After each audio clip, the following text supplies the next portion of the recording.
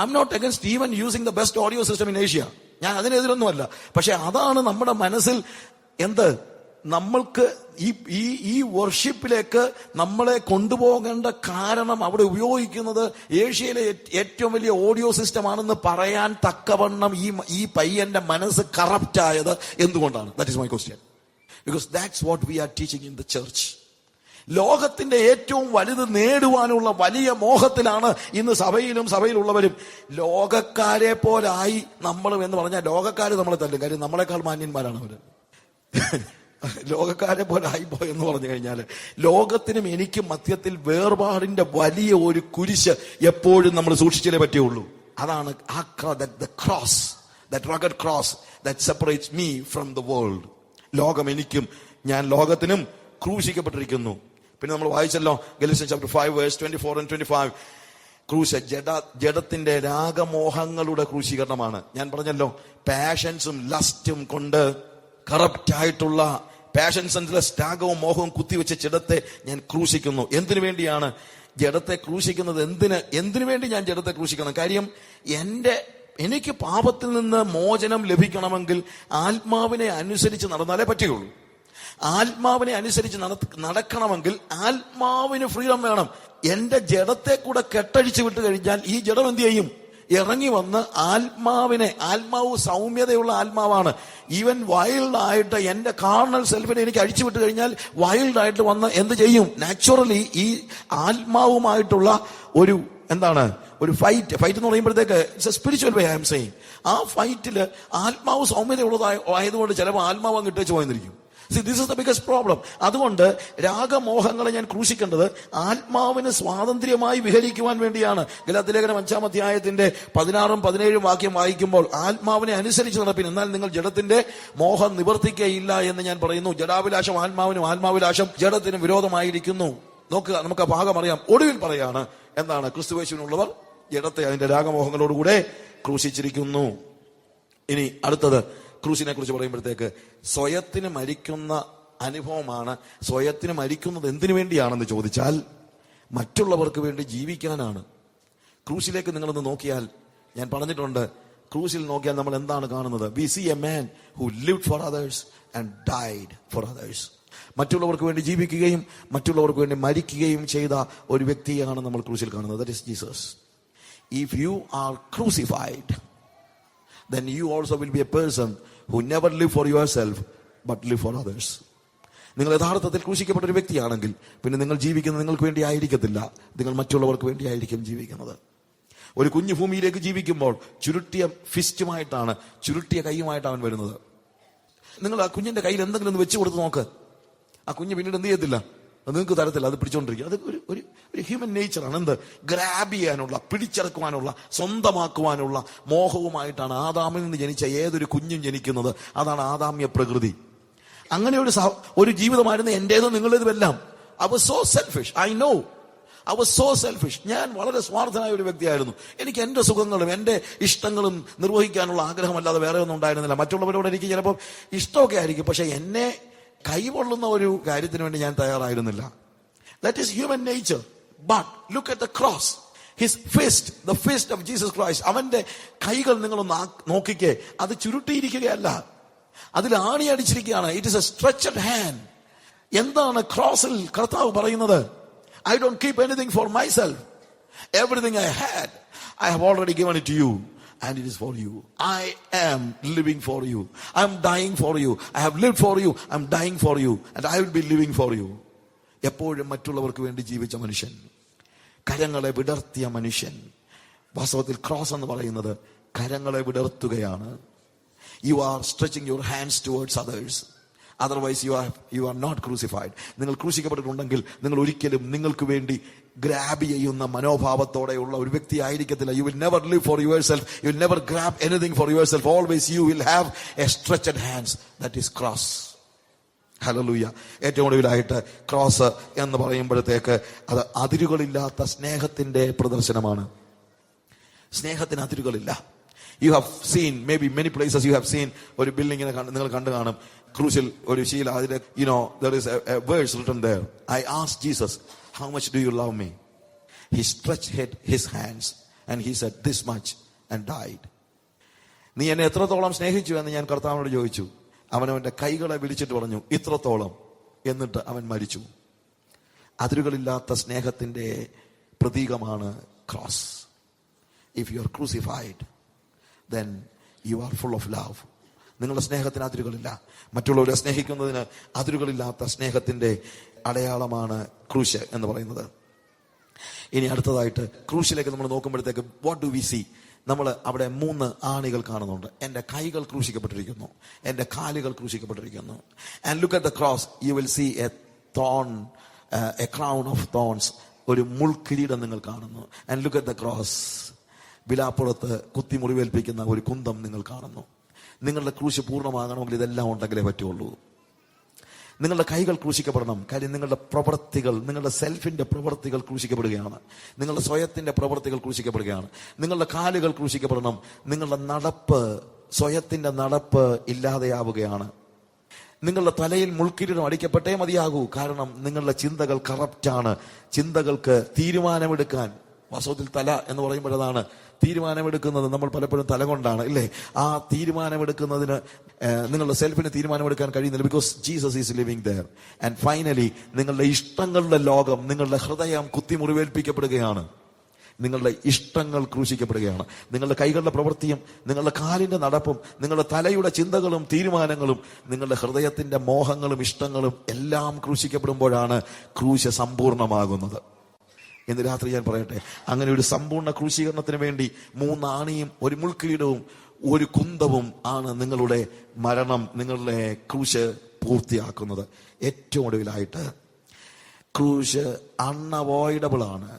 എബ്രായ ലേഖനം 12-2 വാക്യം വായിക്കുമ്പോൾ അവിടെ നമ്മൾ കാണുന്ന അവൻ ക്രൂശ് എന്നാണ്. അവൻ അപമാനം അലക്ഷ്യമാക്കി, പക്ഷെ ക്രൂശിനെ അവൻ സഹിച്ചു. He endured the cross. You need to endure the cross. You need to endure the cross. ക്രൂശ് ഒഴിവാക്കാൻ നമുക്ക് അവകാശമില്ല. ക്രൂശ് ബൈപ്പാസ് ചെയ്യാൻ നമുക്ക് അവകാശമില്ല. പ്രിയമുള്ളവരെ, നിർത്തുന്നതിന് മുമ്പ് ഒരു ചെറിയ കാര്യം ഞാൻ പറയാണ്. യേശു കർത്താവ് യോഹന്നാന്റെ സുവിശേഷം 20-ാം അധ്യായത്തിന്റെ 20-ാം വാക്യത്തിൽ അടച്ചിട്ട മുറിക്കുള്ളിൽ അവന്റെ ശിഷ്യന്മാരെല്ലാവരും ഒരുമിച്ച് കൂടിയിരിക്കുന്നതായ സമയത്ത് അവൻ കടന്നു വന്നപ്പോൾ അവർ വളരെ പ്രയാസപ്പെട്ടു. പക്ഷെ അവിടെ എഴുതിയിരിക്കുന്നത് അവൻ കയ്യും വിലാപ്പുറവും അവരെ കാണിച്ചു. കർത്താവിനെ കണ്ടതുകൊണ്ട് അവർ അത്യന്തം സന്തോഷിച്ചു. കയ്യും വിലാപ്പുറവും കണ്ടപ്പോൾ അവർക്ക് മനസ്സിലായി അത് ക്രൂശിക്കപ്പെട്ട യേശുവാണെന്ന്. ഉയർത്തെഴുന്നേറ്റ യേശുവിന്റെ ശരീരത്തിൽ പോലും മായാതെ കിടന്ന ഒരേ ഒരു പാടേ ഉള്ളൂ, അത് ക്രൂശിന്റെ പാടാണ്. The mark of the cross.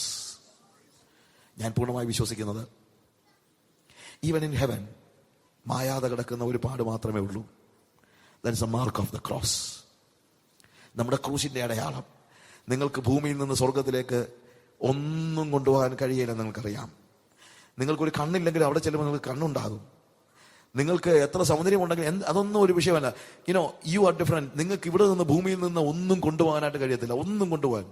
പക്ഷേ നിങ്ങൾക്ക് ഭൂമിയിൽ നിന്ന് സ്വർഗത്തിലേക്ക് കൊണ്ടുപോകാൻ കഴിയുന്ന എന്തെങ്കിലും ഉണ്ടെങ്കിൽ I strongly believe it is the mark of the cross. അത് ക്രൂശിന്റെ അടയാളമാണ്. ഗലാത്യ ലേഖനം 6-ാം അധ്യായത്തിന്റെ 17-ാം വാക്യത്തിൽ പോൾ ഇങ്ങനെ പറയുന്നു, ഇനി ആരും എനിക്ക് പ്രയാസം വരുത്തരുത്, ഞാൻ യേശുവിന്റെ ചൂടടയാളം എന്റെ ശരീരത്തിൽ വഹിക്കുന്നു. ക്രോസ് എത്ര പ്രധാനമാണ് നിങ്ങൾ ആലോചിച്ച് നോക്കുക. ക്രൂശിന്റെ അടയാളം എന്ന് പറയുമ്പോൾ അത് പീഡനത്തിന്റെ അടയാളമാണ്. ഒരുപക്ഷെ അത് മാനസികമായ പീഡയായിരിക്കാം, അതല്ലെങ്കിൽ ശാരീരിക പീഡയായിരിക്കാം, അതല്ലെങ്കിൽ മറ്റുള്ളവരാൽ ഏറ്റ അപമാനങ്ങളുടെ പീഡയായിരിക്കാം, എന്തുമായിക്കോട്ടെ. But if you are crucified with Jesus, if you are crucified, നിങ്ങളുടെ ക്രൂശ് എടുത്തിട്ടാണ് നിങ്ങൾ അവനെ അനുഗമിച്ചതെങ്കിൽ ആ ക്രൂശിന്റെ പാട് മായാതെ നിങ്ങളോട് കൂടെ നിത്യതയിലും നിങ്ങളെ അനുഗമിക്കും. നമുക്ക് നമ്മുടെ കണ്ണുകളെ അടയ്ക്കാം. Hallelujah. We love you Jesus, we love you Jesus, we love you Jesus. യേശുവേ, ക്രൂശിന്റെ അനുഭവങ്ങൾ നീ ഞങ്ങൾക്ക് വിവരിച്ചു തന്നതിന്റെ കൃപയ്ക്കായി സ്തോത്രം ചെയ്യുന്നു. Thank you Jesus. എല്ലാവർക്കും കണ്ണുകളെ അടയ്ക്കാം. ഒരു നിമിഷം നമ്മളോട് തന്നെ ചോദിക്കാം, നമ്മൾ ക്രൂശിൽ പ്രശംസിക്കുന്നവരോ ക്രൂശിന്റെ ശത്രുക്കളോ, ക്രൂശിനെ ഒഴിവാക്കുന്നവരോ? എനിക്കോ കർത്താവായ യേശു ക്രിസ്തുവിന്റെ ക്രൂശിലല്ലാതെ പ്രശംസിപ്പാൻ ഇടയാകരുത്. You know about that all rugged cross. On a hill far away stood an all rugged cross, the emblem of suffering and shame. And I love that all cross were the dearest and the best for a world of lost sinners and slain. So I'll cherish that all rugged cross till my trophy is at last I lay down. I'll cling to that old rugged cross and exchange someday for a crown. എവിടെയാണ് നിങ്ങളുടെ പ്രശംസ? എവിടെയാണ് നിങ്ങളുടെ പ്രശംസ? Is it that old rugged cross? ആ പഴയ rugged ആയിട്ടുള്ള cross. സ്വർണ്ണക്കുരിശിൽ അഭിമാനിക്കുവാൻ നിങ്ങൾക്കൊരു പക്ഷെ കഴിഞ്ഞേക്കും. പക്ഷേ യേശുവിന്റെ ആ റഗഡ് ക്രോസ്, നിങ്ങൾക്ക് വേണ്ടിയും എനിക്ക് വേണ്ടിയും ക്രൂശിൽ തൂങ്ങിയാടിയ ആ യേശു, നമ്മൾ ചെയ്യുന്ന ഏത് ത്യാഗവും ക്രൂശിനെ നോക്കുമ്പോൾ ഒന്നുമല്ല. ആ യേശുവിന്റെ ത്യാഗത്തിന്റെ മുമ്പിൽ നമുക്കൊന്നും മിണ്ടാൻ പോലും കഴിയത്തില്ല. എന്താണ് ക്രോസ്? നമുക്ക് നമ്മൾ ജനനത്തിൽ ആദാമിനോട് ചേർക്കപ്പെട്ടു, ഏകീഭവിച്ചു. എന്നാൽ ക്രൂശിൽ നമ്മൾ യേശുവിനോട് കൂടെ ഏകീഭവിക്കുകയാണ്. നിങ്ങൾ യഥാർത്ഥത്തിൽ അവനോട് കൂടെ ക്രൂശിക്കപ്പെട്ടിരിക്കുന്നുവെങ്കിൽ ഇനി നിങ്ങളെ ദൈവം നോക്കുന്നത് യേശുവിനെ നോക്കുന്നത് പോലെയാണ്. You are identified with Jesus. Cross is identification with Jesus. യേശുവിനോടുള്ള ഏകീഭാവമാണ് ക്രോസ്. ഹല്ലേലൂയ. ആ ക്രോസ് അനുസരണത്തിന്റെ ചിഹ്നമാണ്. ക്രൂശിലെ മരണത്തോളം പാപത്തോട് എതിർത്ത് നിൽക്കുവാനുള്ള അനുസരണത്തിന്റെ ചിഹ്നമാണ്. ആ ക്രോസ് നിങ്ങളുടെ ജീവിതത്തിൽ എല്ലായ്പ്പോഴും ചോദ്യം ചെയ്യാതെ അവനെ അനുസരിക്കുവാനായിട്ട് ഉള്ള പ്രേരണ നൽകുകയാണ്. Once you are identified with Jesus, then certainly you need to follow, take up your cross and follow him. അവന്റെ ക്രൂശ് എടുത്ത് നമ്മൾ അവനെ അനുഗമിക്കണം. അതിന് എന്ത് വില കൊടുക്കേണ്ടി വരും എന്നുള്ളതിനെ കുറിച്ച് നിങ്ങൾ ആലോചിക്കണം. We need to pay a price for that. ആ കോസ്റ്റ് കൗണ്ട് ചെയ്യുന്നത് നമ്മൾ ഒരിക്കലും അത് ഇല്ലാതെ ആയി പോകരുത്. I am crucified with Christ and no longer I but Christ lives in me. ഞാൻ ഇല്ലാത്ത ഒരു സ്റ്റേജ്. എന്റെ സ്വയത്തെ 3 ആണികളിൽ ഒരു മുൾക്കിരീടം വെച്ച് വിലാപ്പുറത്ത് കുത്തി ക്രൂശിൽ തറയ്ക്കാതെ എന്റെ സിംഹാസനത്തിൽ യേശുവിന് ഇരിക്കാൻ കഴിയത്തില്ല. When I am died with Christ, I am buried with him, I am risen with him so that I may live in the newness of his life. അവനോട് ചേർന്ന് നടക്കേണ്ടതിന് വേണ്ടിയാണ്. എന്നിൽ ജീവിക്കുന്നത് യേശുവാണ്. മരണത്തിലൂടെയാണ് ഞാൻ വാസ്തവത്തിൽ സ്വാതന്ത്ര്യം പ്രാപിക്കുന്നത്. ഞാൻ ക്രിസ്തുവിനോട് മരിക്കുമ്പോൾ ജീവന്റെ വിത്തുമായിട്ടാണ് മരിക്കുന്നത്. ഉയർത്തെഴുന്നേൽക്കുന്നത് ജീവന്റെ പുതുക്കത്തിൽ നടക്കേണ്ടതിന് വേണ്ടിയാണ്. അങ്ങനെ ജീവന്റെ പുതുക്കത്തിൽ നടക്കുമ്പോൾ എന്റെ പഴയ മനുഷ്യനില്ല. അവൻ ക്രൂശിൽ കിടക്കുകയായതുകൊണ്ട് എനിക്ക് പാപത്തിൽ നിന്ന് സ്വാതന്ത്ര്യമുണ്ട്. ഞാൻ ഇനി ഞാൻ പാപത്തിന് അധീനനല്ല എന്നുള്ള യാഥാർത്ഥ്യം നിങ്ങൾ മനസ്സിലാക്കണം. നാം ദൈവത്തിന് ഫലം കായ്ക്കേണ്ടതിന് നമ്മളെ ആക്കി വെച്ചിരിക്കുകയാണ്. എന്നാൽ ക്രൂശിനൊരു ഇടർച്ചയുണ്ട്. ക്രൂശ് പ്രസംഗിക്കുന്നില്ലെങ്കിൽ ഇടർച്ചയില്ല. പക്ഷെ ക്രൂശ് പ്രസംഗിച്ചാൽ ഇടർച്ചയുണ്ടാകും. മനുഷ്യന്റെ വീട്ടുകാർ തന്നെ അവന്റെ ശത്രുക്കളായിരിക്കും. പക്ഷേ ക്രൂശ് ഒഴിവാക്കാൻ നമുക്ക് അവകാശമില്ല. ക്രൂശിന് ഉപദ്രവമുണ്ട്. നമ്മളെ വെട്ടുവാനുള്ള വാൾ അവൻ കൊടുത്തിരിക്കുന്ന മറ്റൊരാളുടെ കയ്യിലാണ്. നമ്മളെ ക്രൂശിക്കുവാനുള്ള ആണി അവൻ കൊടുത്തിരിക്കുന്നത് എന്റെ ശത്രുവിന്റെ കയ്യിലാണ്. എന്നാൽ ഞാൻ ക്രോസിൽ എനിക്ക് തനിയെ ക്രൂശിക്കപ്പെടാൻ കഴിയത്തില്ല. അത് ദൈവം അവനെ ഫലമേൽപ്പിച്ചിരിക്കുകയാണ്, വേറൊരാളെ ഏൽപ്പിച്ചിരിക്കുകയാണ്. ആയിക്കോട്ടെ, ഒരാൾ എന്നെ ക്രൂശിക്കുമ്പോൾ, എന്റെ കയ്യിൽ ആണിയടിക്കുമ്പോൾ, എന്റെ കാലുകളിൽ ആണിയടിക്കുമ്പോൾ നമുക്ക് തീർച്ചയായിട്ടും കർത്താവിനെ സ്തുതിക്കാൻ കഴിയണം. ക്രൂശ് ഉപദ്രവം കൊണ്ടുവരികയാണ്. എന്നാൽ ആ ക്രൂശ് നമ്മൾ സ്വയത്തിന് മരിക്കുന്നത് കൊണ്ട് നാം മറ്റുള്ളവർക്ക് വേണ്ടി ജീവിക്കാനുള്ള ഒരു പുതിയ ജീവനിലേക്ക് പ്രവേശിക്കുകയാണ്. കർത്താവായ യേശു ക്രിസ്തു കാൽവരി ക്രൂശിൽ മരിച്ചപ്പോൾ അവന്റെ കൈകളെ അവൻ വിരിച്ചു. He stretched his hands. ഇന്ന് നമ്മൾ നമ്മുടെ കൈകളെ വിരിക്കുന്നോ അതോ കൈകളെ ചുരുട്ടിപ്പിടിക്കുന്നോ? നമ്മളോട് തന്നെ ചോദിക്കാം. പ്രിയമുള്ളവരെ, ക്രോസ് എക്സ്പീരിയൻസിന്റെ ഏറ്റവും ചെറിയ കാര്യങ്ങൾ മുതൽ വലിയ കാര്യങ്ങൾ വരെ വേദപുസ്തകം നമ്മളെ പഠിപ്പിക്കുന്നത് അവന്റെ ക്രോസ് നമ്മൾ ഒഴിവാക്കാതിരിക്കുവാൻ വേണ്ടിയാണ്. ക്രോസ് നമുക്ക് ബൈപ്പാസ് ചെയ്യാനായിട്ട് പറ്റത്തില്ല. അത് നമ്മൾ ജീസസ് എൻഡ്യൂർഡ് ദ ക്രോസ്. അവൻ ക്രൂശ് ഏറ്റെടുക്കുകയാണ്. അങ്ങനെ ക്രൂശ് ഏറ്റെടുത്തുകൊണ്ട് നമ്മൾ ജീവിക്കുമ്പോൾ, നാം അവനോട് കൂടെ ജീവിക്കുമ്പോൾ, നാം അവന്റെ മരണത്തിൽ പങ്കാളിയായി തീരുമ്പോൾ ആത്യന്തികമായി അവന്റെ തേജസ്സിന്റെ പങ്കാളികളായി തീരുകയാണ്. നാം അവനോടുകൂടെ കഷ്ടം അനുഭവിച്ചാലാണ് അവന്റെ തേജസ്സിന്റെ പങ്കാളികളാകുവാനായിട്ട് നമുക്ക് കഴിയുന്നത്. The mark of the cross. നമ്മുടെ ജീവിതത്തിൽ ക്രൂശിക്കപ്പെടുമ്പോൾ ഉണ്ടാകുന്ന ആ മാർക്സ് അതൊരിക്കലും ഇവിടെ ഭൂമിയിൽ അവസാനിക്കുന്നില്ല. Even in heaven, even in the eternity you can take it. ഇന്ന് രാത്രി ഞാൻ ചോദിച്ചോട്ടെ, ഈ ക്രോസ് എക്സ്പീരിയൻസ് നമുക്ക് എത്രത്തോളം യാഥാർത്ഥ്യമാണ്? എത്രത്തോളം നമുക്ക് ഈ ക്രോസ് അനുഭവിക്കാനായിട്ട് കഴിയുന്നുണ്ട്? എത്രത്തോളം നമുക്കത് അനുഭവിക്കണം? എത്രത്തോളം നമ്മൾ അതിനുവേണ്ടി ഏൽപ്പിച്ചു കൊടുക്കുന്നുണ്ട്? ഞാൻ പറഞ്ഞല്ലോ, ലോകത്തിൽ 2 തരത്തിലുള്ള ആളുകളെ ഉള്ളൂ. 1 ക്രൂശിൽ പ്രശംസിക്കുന്നവരും, 2 ക്രൂശിന്റെ ശത്രുക്കളും. ഇന്ന് രാത്രി നമുക്ക് നമ്മളോട് തന്നെ ചോദിക്കാം, നമ്മൾ ക്രൂശിൽ പ്രശംസിക്കുന്നവരോ ക്രൂശിന്റെ ശത്രുക്കളോ? ക്രൂശ് ഒഴിവാക്കാൻ പരിശ്രമിക്കുന്നവരോ? നമുക്ക് പറയാൻ പറ്റുമോ, yes, I glory in the cross.